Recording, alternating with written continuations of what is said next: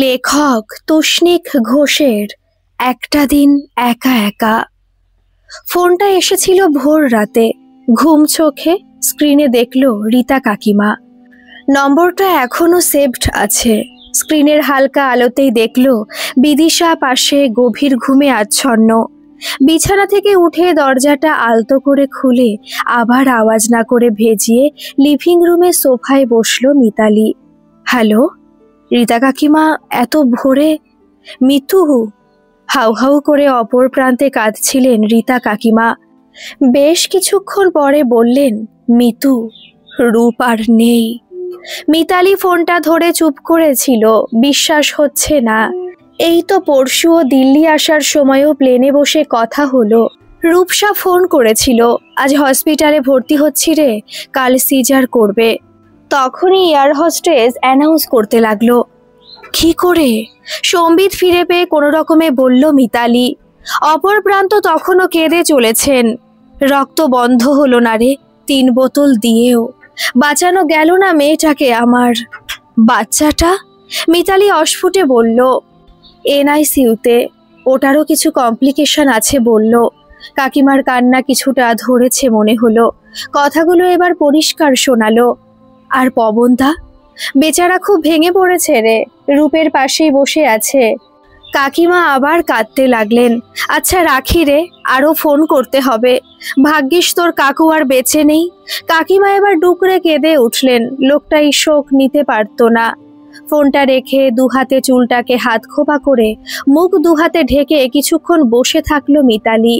কাঁদলো। কিচেনে ফ্রিজ থেকে একটা বোতল বের করে ঢকঢক করে জল খেলো। হাত দিয়ে চোখের জল মুছে খোপাটা আবার ঠিক করে বিদিশার কাছে দিল। বিদিশা, বিদিশা ওঠো, কথা আছে। পাশে বসে বিদিশার কাঁধে ঠেলা দিল। বিদিশা ধর্মর করে উঠল। কি কি হয়েছে মিতা? চোখ কুচকে চোখ রোগড়ে পাশের টেবিল ল্যাম্পটা জ্বালালো। বেড স্ট্যান্ডে হেলান দিয়ে বসে বলল, মিতালি কাঁদছো কেন? কি হয়েছে? রূপসা মারা গেছে। সিজারের পর রক্ত বন্ধ করা যায়নি। মিতালি নাক টানল। সরি, ওর প্রেশারের কমপ্লিকেশন ছিল না প্রেগনেন্সি পিরিয়ডে। বিদিশা মিতালির হাতটা ধরলো। মিতালির চোখ দিয়ে জল পড়েই যাচ্ছিল। বিদিশা ওর হাতে চাপ দিয়ে বলল, it's okay, if you want to go you should. Yeah I will. খারাপও লাগছে, এত কষ্ট করে ছুটি ম্যানেজ করে তোমার কাছে এলাম। মিতালির নিজেকে কেমন অপরাধী লাগছিল। ইটস ওকে মিতা, চলো টিকিট কাটি প্লেনে। তুমিও আসবে? মিতালি অবাক হলো। না না, এখন নয়, কলেজে লিভ অ্যাপ্লিকেশন দিই, তারপর দেখব। জানোই তো পার্ট টাইম লেকচারারদের ছুটির কত হ্যাপা। তোমার কথা বললাম। ফ্লাইট? না, রাজধানী করি। অলরেডি কলকাতা থেকে ফ্লাইটে এসেছি, আর পারবো না। বর্ধমানে নেমে যাব, তারপর বাসে দুর্গাপুর।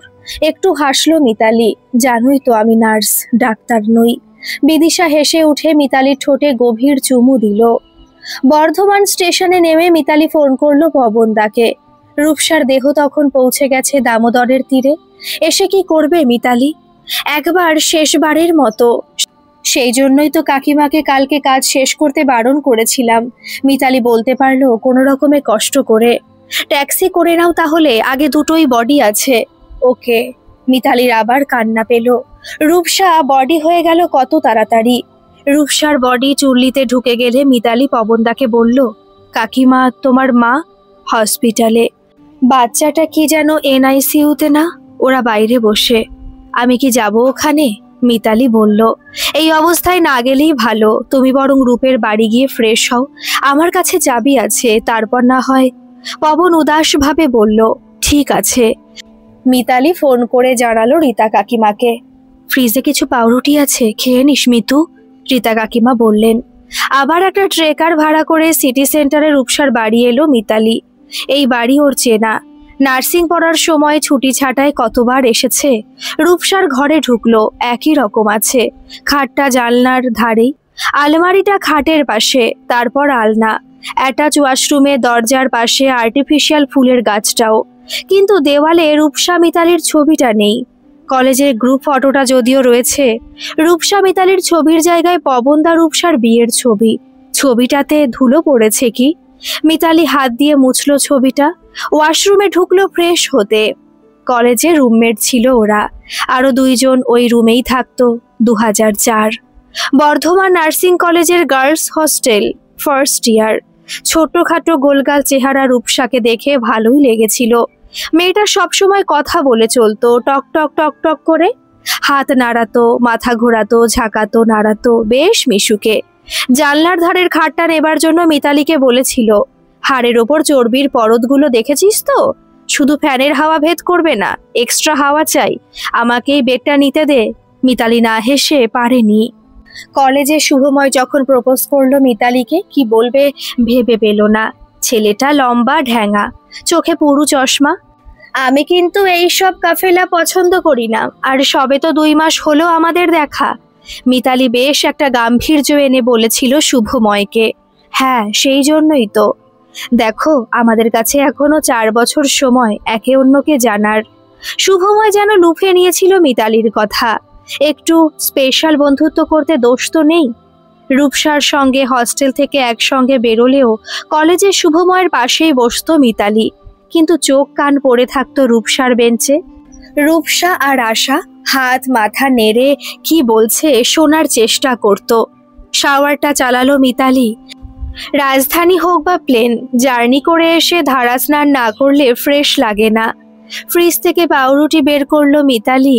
চায়ের জল বসালো গ্যাসে। সেকে নেবে কি পাউরুটি? না থাক। কলেজে, ক্যান্টিনে, কলেজের বাইরে শুভময়ের সঙ্গে ঘুরলেও মনটা পড়ে থাকতো রূপসার কাছে। কি করছে এখনো? কার সঙ্গে কথা বলছে? কি খাচ্ছে ক্যান্টিনে চায়ের সাথে? শুভময় মাঝে মাঝে হাত ধরতো, কিছুই আলাদা মনে হতো না।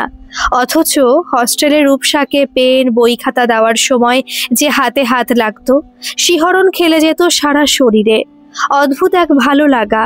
নিজের আঙুলগুলো দেখতো, অন্য হাত দিয়ে ওই আঙুলগুলোয় হাত বোলাতো, যেন রূপসার হাতেই হাত বোলাচ্ছে। ছাঁকনিতে চা ছেঁকে পাউরুটি নিয়ে ডাইনিং টেবিলে বসলো মিতালি। চায়ে চিনি দিতে ভুলে গেছে, আর উঠতে ইচ্ছে করছে না। সেদিন যখন রূপসা হস্টেলে নিজের খাটে পা ঝুলিয়ে শরীরটা খাটে ফেলে দিয়ে হাত দুটো উপরে তুলে গল্প করছিল রুমের সবার সঙ্গে, মিতালি মুগ্ধ দৃষ্টিতে তাকিয়েছিল। সবাই হাসছিল, হাসির গল্পই চলছিল। মিতালি ওখানে থেকেও ছিল না। ওর বুকে দামামা বাজছিল, মাথায় অজস্র চিন্তা, ভয়, এক্সপ্লানেশন। তার প্রতি এক্সপ্লানেশনে ঢেউ ভেঙে পড়ছিল। হেমন্তের সেই রাতেও ঘাম ছিল মিতালি, মাথার ওপর ফ্যান ঘুরলেও। কি হয়েছে ওর? ও কি লেসবিয়ান? কেন? কি করে হলো? না না, এটা হতে পারে না। শুভময়কে ভালো এখনো বাসে না, কিন্তু শুভময়ের সঙ্গেই তো সব সময় কাটায়। একসঙ্গে লাইব্রেরি করে। শুভকে ঠিকই একসময় ভালোবেসে ফেলবে, এটা একটা ফেজ হয়তো। তাহলে রূপসাকে দেখলেই শুভময় মন থেকে শুকনো পাতার মতো উড়ে যায় কেন? এটা কি শুধু রূপসা সুন্দরী বলে ইনফ্যাচুয়েশন? মেট্রনকে বলে রুম চেঞ্জ করতে হবে। রূপসা যদি জানতে পারে, ও কি আর মিতালির সঙ্গে বন্ধুত্ব রাখবে? বাকিরা জেনে গেলে? বাবার ওপর রাগ হচ্ছিল। কেন গার্লস স্কুলে পড়িয়েছে, তাও সারদায়। রূপসা উঠে এসে মিতালিকে ধাক্কা মারল। কোথায় উড়ে গেছিস গুরু? একটা কথাও বলছিস না। আমাদের পেট ফেটে গেল গল্প করতে করতে। সারা শরীর ভালো লাগায় ভরে গেল মিতালির। বাহুতে রূপসার হাত, শিহরণ খেলছে শরীরে, বুকের স্পন্দন বেড়ে গেল। রূপসা শুনতে পেল কি? রূপসার দিকে তাকিয়ে অপ্রস্তুতের হাসি হাসল মিতালি। 2টো পাউরুটি শেষ হয়ে গেলেও খিদেটা এখনো যায়নি। ট্রেনে কিছু খাইনি কাল, আজ সকালেও। কিন্তু আবার উঠে ফ্রিজ থেকে পাউরুটি বের করতে ইচ্ছে করছে না। চাটাও ঠান্ডা হয়ে গেছে। চুমুকে শেষ করলো। কাপটা সিঙ্কে নামিয়ে কি মনে করে ধুয়ে রাখলো। রূপসার ঘরে ফিরে বিছানায় শুলো। এখনো রূপসার গন্ধ লেগে আছে বিছানায়, বালিশে। কলেজ কেটে যেদিন শুভ বড় দিঘির পার্কে নিয়ে গিয়েছিল, ঝালমুড়ি, বাদাম ভাজা খেতে খেতে হাত ধরে হেঁটেছিল। তারপর ফাঁকা জায়গাটায় চুমু খেয়েছিল মিতালিকে। মিতালির খারাপ না লাগলেও ভালোও লাগেনি। মনকে বুঝিয়েছিল আস্তে আস্তে ভালো লাগবে নিশ্চয়ই। সন্ধেবেলায় হস্টেলে ফিরে শুনেছিল রূপসা ছাদে জামা কাপড় তুলতে গেছে। মিতালি দৌড়েছিল ছাদে। রূপসা মিতালিকে দেখে হেসেছিল, বলেছিল তোর সঙ্গে কিছু কথা আছে, কিন্তু প্রমিস কর কাউকে বলবি না তুই। মিতালির হার্ট যেন 100 মিটারের রেসে দৌড়চ্ছিল। রূপসা কি বুঝে গেছে? ধরা পড়ে গেল। কি বলবে এখন রূপসাকে? সবাই জেনে গেলে শুভ কি বলবে? ও শুভকে কি বলবে? ফোনটা বেজে উঠল, হাতে নিয়ে দেখলো বিদিশা। হ্যালো, ঠিকঠাক পৌঁছে গেছো? অন্য প্রান্ত থেকে কথা এলো। হ্যাঁ, এখন রূপসাদের বাড়িতে রেস্ট করছি। স্টেশন থেকে শ্মশান, সেখান থেকে এখানে। একদমে বলল মিতালি। রেস্ট করে নাও, তুমি ট্রেনে ঘুমোতে পারো না। খাওনি নিশ্চয়ই কিছু? বিদিশা বলল, না, এখানে এসে স্নান করে চা পাউরুটি। কাকিমা হসপিটালে বাচ্চাটার কাছে। দীর্ঘশ্বাস ফেলল মিতালি। শোনো, তোমার ব্যাগে টিফিনে ড্রাই কেক দিয়ে রেখেছিলাম। জানি তুমি ট্রেনের খাবার খাও না, ওগুলো এখনো খাওনি, খেয়ে নাও। বিদিশা বলল, আই লাভ ইউ বিদিশা। মিতালির খুব ভালো লাগছিল হঠাৎ। I love you too dear. Mitali sky ব্যাগটা খুলে টিফিন বক্সটা বের করলো। এক টুকরো কেক মুখে পুরল। রূপসা এগিয়ে এসে মিতালির হাত ধরে বলেছিল, প্রমিস কর। সম্মোহিতের মতো মিতালি বলেছিল, প্রমিস। আমি না তোকে ভালোবাসি। তোর আমার দিকে চেয়ে থাকা, তোর জামার গন্ধ, তোকে হিস্টোলজির আঁকা শেখাতে গিয়ে তোর হাত ধরে পেন্সিল চালানোর সময় তোর স্পর্শ, জানি না কেন কিন্তু এগুলো আমার ভালো লাগে, আমি ভালোবাসি। রূপসা এক নাগাড়ে বলে চলেছিল। মিতালির হার্ট লাফিয়ে লাফিয়ে উঠছিল। এমনও হয়? দুই তরফ থেকেই? এ তো উপন্যাসে পড়েছে, বাকি ওই মুভিটা ফায়ার দেখেছিল। রূপসা বলছিল, কিন্তু দেখ, আমাদের কোনো ফিউচার নেই এই রিলেশনের। সমাজ এখনো মানে না, আইনও নয়। মিতালি এসব শুনতে চাইছিল না। ও রূপসার সুন্দর বড় বড় চোখ দুটো দেখছিল, কি মায়া ভরা। আমার একটা বয়ফ্রেন্ড আছে দুর্গাপুর থেকেই, বিয়ের সব ঠিক, ওকেই বিয়ে করতে হবে, কিন্তু তোকেই আমি ভালোবাসি। রূপসার কথাগুলো এক কান দিয়ে ঢুকে অন্য কান দিয়ে বেরিয়ে গিয়েছিল। মিতালি রূপসাকে জড়িয়ে ধরে চুমু খেলো। রূপসার হাতের জামা কাপড়গুলো পড়ে গেল। শুভর চুমুতে যে অভিজ্ঞতা হয়নি, রূপসার সময় সেটা হলো। মুখ গরম হয়ে লাল হয়ে গেল, হাত ঘেমে গেল, আঙুলগুলো কাঁপতে লাগলো। লঞ্চেরই ভেজা ভেজা মনে হলো। রীতা কাকিমা ফোন করলেন, ওনার আসতে দেরি হবে। রূপসার শাশুড়ি বাড়ি গেছেন, অশৌচের কাজ আছে, পবনদাই সব করছে। উনি পবনদাকে সব বুঝিয়ে সুঝিয়ে দেবেন। রাতে সম্ভবত পবনদার বোন হসপিটালে থাকবে, তিনি এলে রীতা কাকিমা বাড়ি ফিরবেন। মিতু, একটু ভাতে ভাত বসিয়ে নিও, তুমি আমার জন্য ওয়েট করো না, কখন ফিরবো জানি না। আপনি কিছু খেয়েছেন কাকিমা? খেতে ইচ্ছে করছে না, তবে বাড়ি গিয়ে খাবো মা, তুমি খেয়ে নিও। কাকিমা কাঁদলেন। আমি আসবো ওখানে? মিতালি জিজ্ঞেস করলো। না মা, আজ নয়, তুমি শ্মশানে গিয়েছিলে, আমি বাড়ি গিয়ে গঙ্গাজল ছিটিয়ে দিই, কাল এসো। ঠিক আছে কাকিমা। মিতালি ফোনটা রাখলো টেবিলে। রোজ রাতে পবনদা ফোন করতো রূপসাকে। রূপসা জানলা দিয়ে বাইরে দেখতে দেখতে কথা বলতো, হাসতো, কখনো কপট ধমক দিত ফোনের অন্য প্রান্তের পবনদাকে। নিচের খাটে বই হাতে মুখ ঢেকে পড়ার ভান করত মিতালি, দাঁতে দাঁত পিষে, ঠোঁট দুটো দাঁত দিয়ে চেপে রেখে, চোখের জল আটকে রেখে। বুকটা খালি খালি লাগতো, বা চাপা চাপা, হিংসায় আগুন ধিক ধিক করতো মাথায়। রূপসা ধীরে ধীরে ফোনে কথা বলার সময় কমিয়ে দিল। পড়া আছে, কাল টেস্ট, পেট ব্যথা, মাথা ধরছে। মিতালির কি ভালোই না লাগতো। রূপসা বোধহয় পবনদাকে ছেড়ে দেবে, মিতালির সঙ্গে দূরে কোথাও চলে যাবে। ছাদে জামা কাপড় মেলতে মেলতে মিতালি রূপসার কাছে গিয়ে বলেছিল, আমি শুভকে সব জানিয়ে দেব, তুইও পবনদাকে সব জানা। তুই পাগল নাকি মিতা? আমার বাবার রিটায়ারমেন্ট হয়ে গেছে, ওর একটাই এখন শখ আমার বিয়েটা দেবার। পালালে বাবার কি হবে? আমি একমাত্র সন্তান। মিতালি বুঝতে চাইছিল না। রূপসা বলল, তুই তোর বাড়িতে বলতে পারবি? তোর বাড়ি থেকে মানবে? মিতালি অঝরে কেঁদে গিয়েছিল রূপসাকে জড়িয়ে। আমি তোকে ছাড়া বাঁচবো না রূপা। মিতা, আমি পবনকে বিয়ে করলেই তোকেই ভালোবাসবো, কিন্তু মা বাবার জন্য বিয়েটা করতেই হবে। সেই ক্লাস 9 থেকে আমাদের, ও এখন সিএ হয়ে গেছে, তবুও আমার জন্য অপেক্ষা করে আছে। মিতালিকে জড়িয়ে ধরা অবস্থাতেই বলেছিল রূপসা, আমি কিন্তু শুভকে সব বলে দিতে চাই, আমি ওর সঙ্গে আর পারবো না। মিতালিকে সরিয়ে ওর কাঁধ দুটো শক্ত করে ধরে রূপসা বলেছিল, একদম নয় মিতা, শুভময় আমাদের শিল্ড, না হলে লোকে আমাদের ছিঁড়ে খাবে। কলেজ থেকে বের করে দিলে, রূপা আমরা ফরেনে চলে গেলে।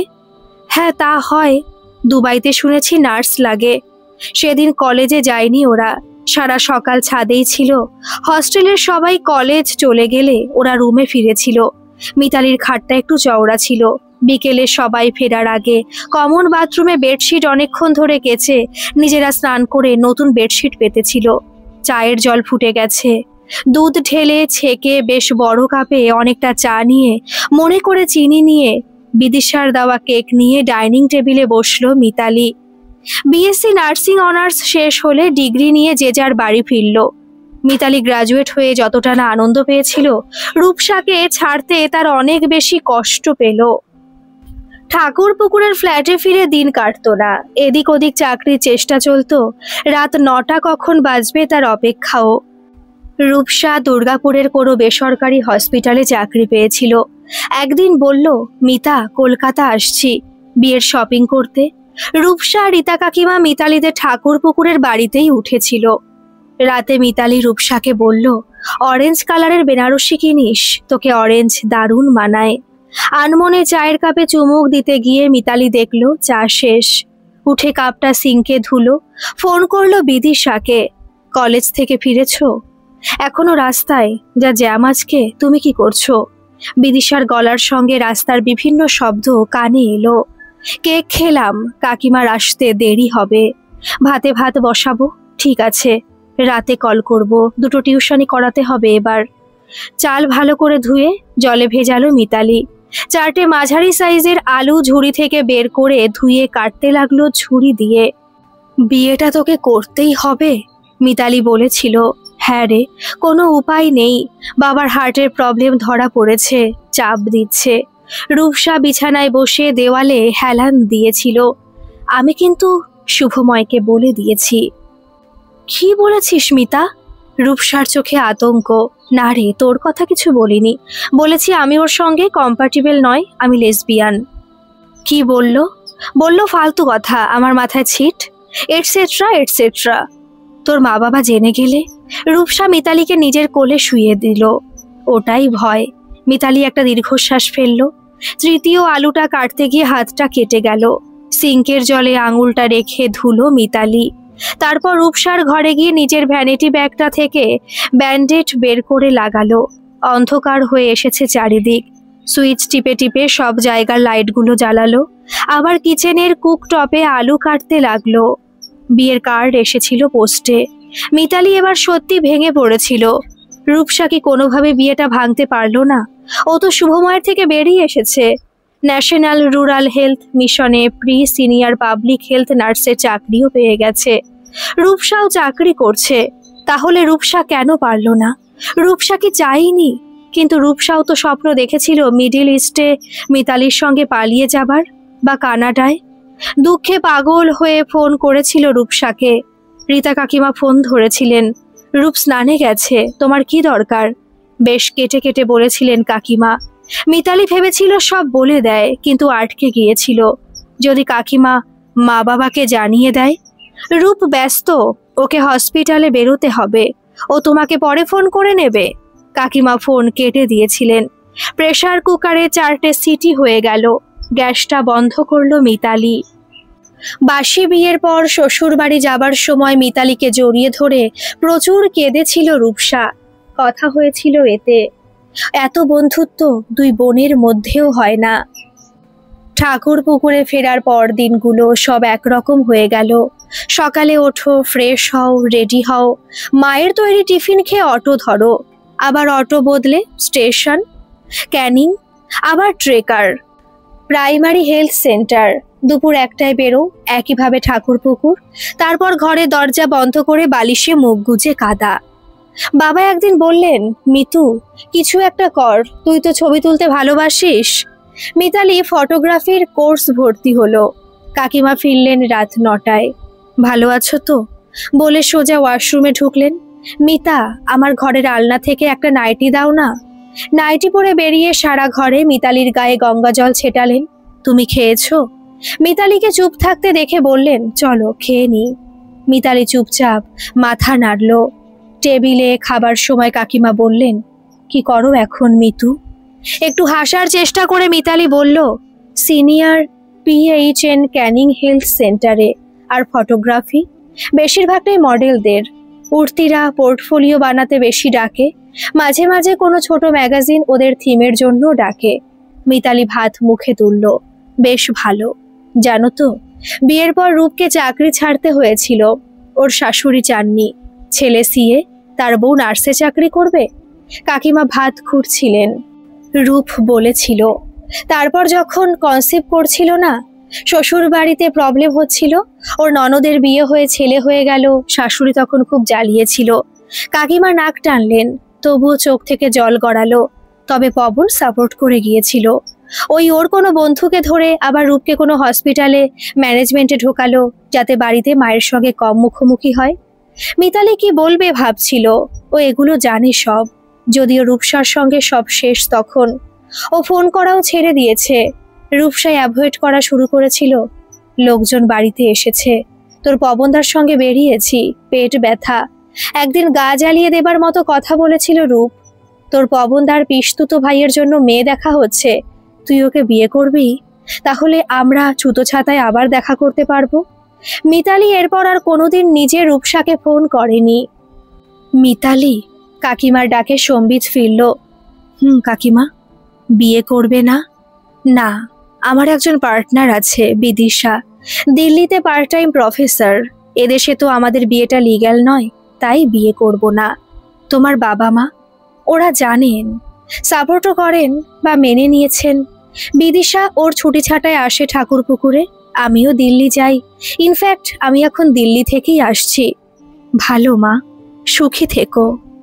আপনি ভালো থাকবেন কাকিমা, কিছু হলে আমাকে ফোন করবেন। মিতালি ওনার হাতটা ধরে বলল। উনি হাসার চেষ্টা করলেন। বাড়ি থেকে বিয়ের জন্য চাপ আসতে শুরু হলো। ম্যাট্রিমনি সাইটে অ্যাকাউন্ট খোলা হলো। বেশ কয়েকজনের সঙ্গে রেস্টুরেন্টে দেখা করাও হলো। জমছিল না। মিতালি কোনো আকর্ষণ অনুভব করছিল না। নিজেকে অনেক বুঝিয়েছিল, ঋত্বিক খুঁজো না, তুমি ঐশ্বর্য নাও। একদিন মেট্রোতে একটা মেয়েকে দেখলো, চোখ ফেরাতেই পারল না। জিভ শুকিয়ে গেল, লঞ্জেরে ভিজলো। বুকের ভয়টা আবার ফিরে এলো। আবার হলো অটোতে। আরেক দিন মেয়েটার পিছু নিতে গিয়ে কাজে যাওয়া হলো না সেদিন। তাহলে শুধু রূপসা নয়, মিতালি সত্যি মেয়েদের ভালোবাসে।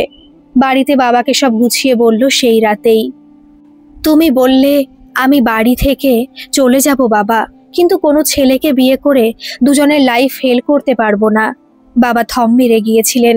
চা টেবিলেই পড়ে থাকলো। বাবা নিজের ঘরে চলে গিয়েছিলেন। 3-4 দিন বাড়িতে কেউ কথা বলেনি। একটা কাগজ পড়লেও বোধহয় তার আওয়াজ পাওয়া যেত। তারপর একদিন অফিস থেকে ফিরে বাবা মাথায় হাত বুলিয়ে দিয়েছিলেন, তুই স্বাবলম্বী মিতু, তোর যেটা ভালো লাগে সেটাই করবি। সরকারি স্কুলের লাইব্রেরিয়ানের কাছ থেকে এত তাড়াতাড়ি এটা আশা করেনি মিতালি। মা তবে মুখে আঁচল চেপে রান্নাঘরে ঢুকে গিয়েছিল। কাকিমা, মিতালি ওনাকে ধাক্কা দিল। কাল সকালে আপনার সঙ্গে বাচ্চাটাকে দেখে আমি কলকাতার বাস ধরব। ঠিক আছে মা। কাকিমা থালা দুটো তুলে সিঙ্কে রাখলেন। শুয়ে পড়ো মা, বললে দিল্লি থেকে এসেছো, নিশ্চয়ই টায়ার্ড। ফটোগ্রাফি কোর্সে মিঙ্গেল বলে একটা সাইটের কথা জেনেছিল মিতালি। আরও কয়েকজনের মতোই বিদিশার সঙ্গে আলাপ ওখানে। দুজনেই দেখা গেল ঘরপোড়া গরু। 4 মাস কথা বলার পর দিল্লি থেকে কলকাতায় এলো বিদিশা। দেখা হলো, কথা হলো সামনাসামনি। বিদিশা মিতালির সঙ্গে হেলথ সেন্টার ঘুরল ক্যানিংয়ে। ফটোগ্রাফি ক্লাসে গেল। সম্পর্কটা ধীরে ধীরে ক্লিক করে গেল। NICU এর বাইরে থেকে বাচ্চাটাকে দেখল মিতালি। অক্সিজেন বক্সের মধ্যে গ্লুকোজের ড্রিপ চলছে। মিতা, একটা বাচ্চার খুব দরকার রে, বাড়িতে অশান্তি হয় খুব। রূপসা একদিন ফোন করেছিল। মিতালি তখন বিদিশার কোলে মাথা রেখে বিদিশার ভাড়ার ফ্ল্যাটে দিল্লিতে।